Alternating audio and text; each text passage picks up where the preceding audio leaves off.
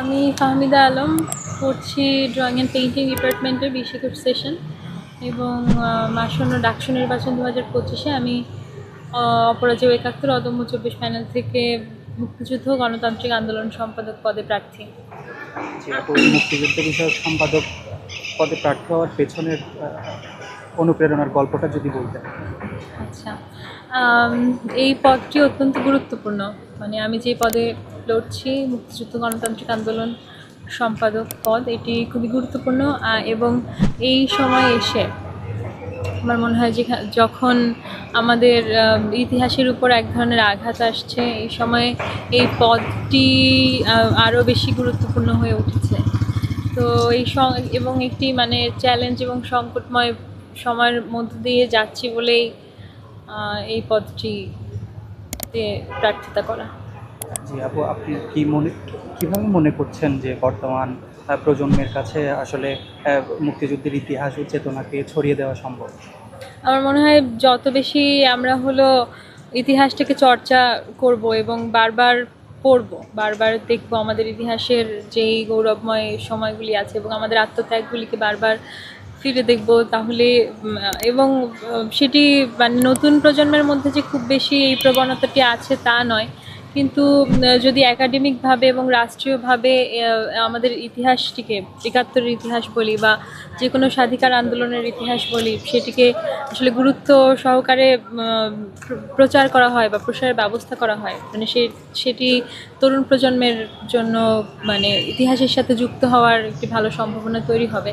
এবং আরও একটি বিষয় হলো, যদি তরুণ প্রজন্মের ভেতর থেকে এই নেতৃত্বগুলি তৈরি হয়, ধরুন যদি আমি এই পদে নির্বাচিত হই, তাহলে আমার মানে মূল কাজের জায়গাটি হবে কিন্তু তরুণদের মধ্যে, যারা মুক্তিযুদ্ধের সাথে সরাসরি যুক্ত ছিল না এবং সরাসরি যারা যুক্ত ছিল তারাও আসলে আমাদের মধ্যে থেকে হারিয়ে যাচ্ছেন। সেই জায়গা থেকে আমাদের ইতিহাসও অনেক ক্ষেত্রে সংকটময় একটি জায়গার মধ্যে এসে পড়েছে এবং এটিকে নিয়ে বিভ্রান্তি তৈরি করা অনেক সহজ হয়ে গিয়েছে, যেহেতু আমাদের চর্চার একটি ঘাটতি আছে।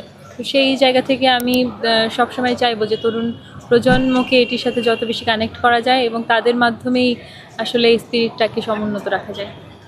ডাকসুর মাধ্যমে মুক্তিযুদ্ধের আপনি মূল্যবোধের গুরুত্বকে কিভাবে ক্যাম্পাসে ছড়িয়ে দিবেন? ডাকসুর মানে এই ডাকসুর নির্বাচন 2025, এটি আসলে 6 বছর পরে হচ্ছে। 2019 সালে হয়েছিল এবং পরবর্তীতে এখন 2025 সালে এসে হচ্ছে। তো ডাকসুর গঠনতন্ত্রের যে মূল বিষয়, সেটি হচ্ছে মুক্তিযুদ্ধের স্পিরিটকে সমুন্নত রাখা এবং এই ইতিহাসকে ধারণ করা। সেটি আসলে ডাকসুর মূল লক্ষ্য এবং উদ্দেশ্যের মধ্যে আছে। এবং আমার যে পদটি, সেই পদটিও মানে এই মূল লক্ষ্য এবং উদ্দেশ্যের সাথে সম্পূর্ণভাবে কানেক্টেড। তো প্রশ্ন কি ছিল?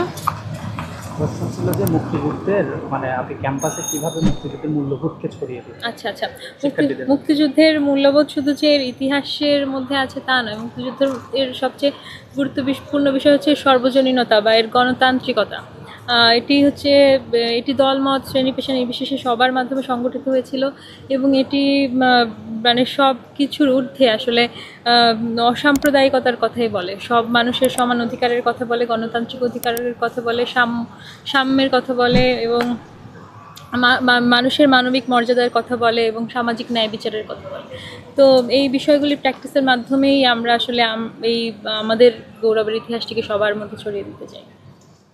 আচ্ছা আপু, বর্তমানে হচ্ছে যে বর্তমান সমাজে আসলে বর্তমান প্রজন্মের কাছে আসলে যে মানে যে মুক্তিযুদ্ধের ইতিহাস বা আপনার মুক্তিযুদ্ধের যে সব আপনার চেতনা, মানে শিক্ষার্থীদের মাঝে কোনো ভুলভ্রান্তি আছে কিনা এই বিষয়ে?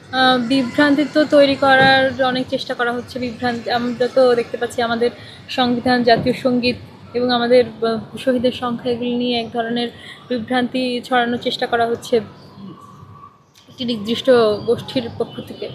তো আমার মনে হয় যে হ্যাঁ, মানে বিভ্রান্তি মানে তরুণ প্রজন্মের বিভ্রান্ত হয়ে যাওয়ার যথেষ্ট মানে কারণ আছে, কিন্তু আমরা আসলে মানে আমরা এর বিরুদ্ধে এবং মানে সেই আদর্শের বিরুদ্ধে, মুক্তিযুদ্ধের বিরোধিতা যারা করছেন, মৌলবাদের কথা যারা বলছেন, সেই আদর্শের বিরোধিতা করছি এবং আমরা আসলে মুক্তিযুদ্ধের আদর্শটাকেই সবার মধ্যে ছড়িয়ে প্রাধান্য দিচ্ছি।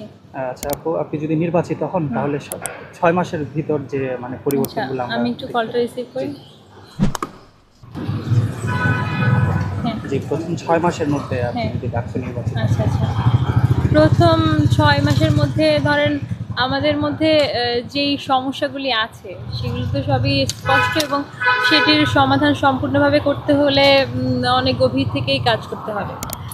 কিন্তু মানে যদি রিয়ালিস্টিকভাবে বলি তাহলে যতটা সম্ভব এই গণতান্ত্রিক প্র্যাকটিসটাকে সর্বক্ষেত্রে সমুন্নত রাখা এবং করা, এবং শিক্ষার্থীদের যে কোর সমস্যাগুলি আছে, খাদ্য, আবাসন বা পরিবহন, এবং বিশেষ করে নারীর নিরাপত্তার সমস্যা, এবং মানে নারী হিসেবে আদিবাসী হিসেবে ভিন্ন এবং ধর্মের পরিচয় আসলে যেই ধরনের ডিহিউম্যানাইজেশনের শিকার হয় মানুষ, মত প্রকাশের স্বাধীনতা যাদের খর্ব হয়, সেই বিষয়গুলি নিয়ে আমি একদম গোড়া থেকে কাজ করতে চাই।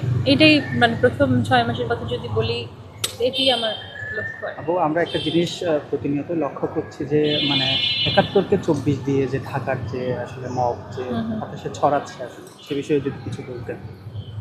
যেটি তো মানে তাদের পরিচয় তো মোটামুটি স্পষ্ট যে এই মব আসলে পরিচালিত হচ্ছে এটি, এবং পরিচালিত করছে একটি গোষ্ঠী, এবং এর মূল যে মোটিভ, মূল যে মানে এদের মানে কোর যে মূল্যবোধ সেটি হচ্ছে অশিক্ষা এবং মানে মূর্খতা এবং অন্ধকার, সহিংসতা।